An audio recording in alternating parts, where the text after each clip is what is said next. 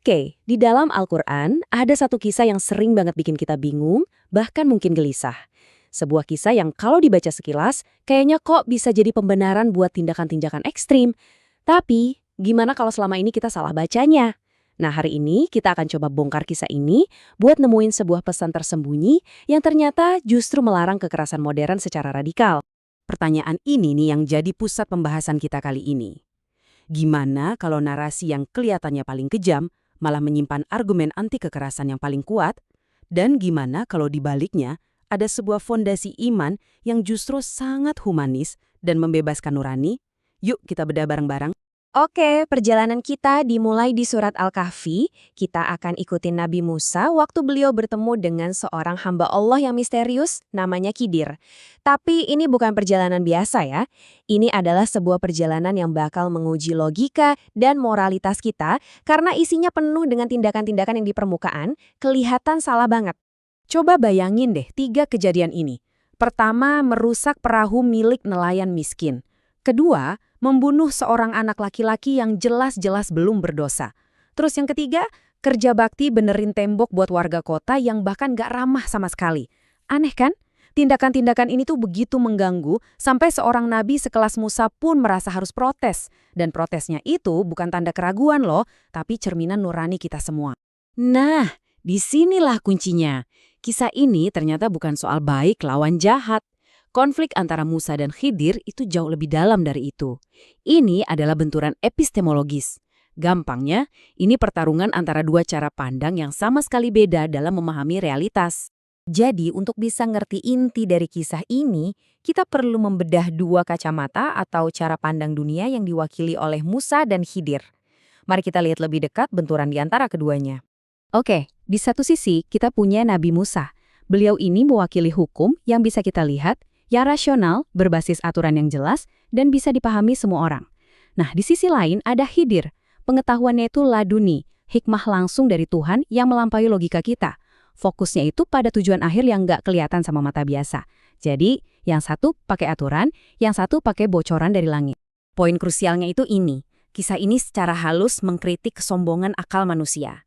Kisah ini menunjukkan bahwa bahkan seorang nabi pembawa syariat seperti Musa pun pengetahuannya ada batasnya. Ternyata ada lapisan-lapisan realitas yang nggak bisa dijangkau sama logika kita. Sekarang, ayo kita masuk ke bagian yang paling sulit diterima akal, adegan pembunuhan anak. Justru dari sini kita bisa melihat bagaimana kisah ini membangun sebuah kesimpulan yang jujur aja sangat mengejutkan. Kan kita seringnya berasumsi kalau kisah ini tuh kayak ngasih lampu hijau buat tindakan ekstrim, asalkan niat atau tujuannya dianggap baik.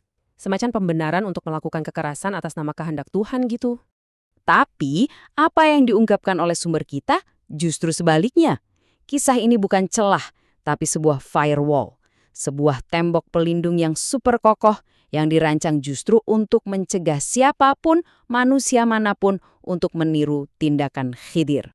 Nah, ini dia jantung argumennya. Karena kita sebagai manusia nggak bisa lihat masa depan, kita nggak punya pengetahuan absolut kayak Tuhan, maka kita secara fundamental dilarang keras buat bertindak seperti Khidir. Kita nggak punya yang namanya legitimasi epistemik. Gampangnya, kita nggak punya lisensi pengetahuan untuk bermain jadi Tuhan. Makanya, kebajikan utama yang diajarkan di sini adalah kerendahan hati epistemik. Apa itu? Itu adalah sebuah kesadaran yang mendalam bahwa kita ini bisa banget salah. Pengetahuan kita itu terbatas, dan setiap klaim kebenaran mutlak atas nama apapun itu adalah bentuk kesombongan spiritual yang sangat berbahaya. Oke, sekarang mari kita lihat gimana prinsip ini bisa jadi penawar yang sangat kuat buat beberapa ide paling berbahaya di dunia modern kita sekarang. Ini tuh kayak pukulan telak buat segala bentuk pembenaran kekerasan preventif dan terorisme. Kenapa? Karena keduanya dibangun di atas ilusi yang sama, klaim bahwa mereka tahu pasti apa yang bakal terjadi di masa depan. Mereka mencoba jadi Khidir, sebuah peran yang secara teologis justru terlarang bagi kita, manusia. Jalan kita adalah jalan Musa. Coba deh perhatikan ini baik-baik. Kisah ini sama sekali nggak menghukum Musa karena beliau berani bertanya. Justru sebaliknya, protes-protesnya Musa itu ditampilkan sebagai sebuah kebajikan. Itu bukan tanda imannya lemah loh, tapi justru puncak dari integritas moral. Tindakan Musa ini adalah kebalikan total dari apa yang disebut oleh filsuf Hannah Arendt sebagai banalitas kejahatan. Maksudnya, kejahatan besar itu seringkali terjadi bukan karena pelakunya benci luar biasa, tapi karena mereka berhenti berpikir kritis dan cuma ikut perintah atasan. Nah, Musa justru melakukan yang sebaliknya. Dia menolak ikut perintah secara buta. Jadi, kesimpulannya benar-benar di luar dugaan. Dalam kerangka etika ini, berpikir kritis itu bukanlah sebuah pemberontakan terhadap agama.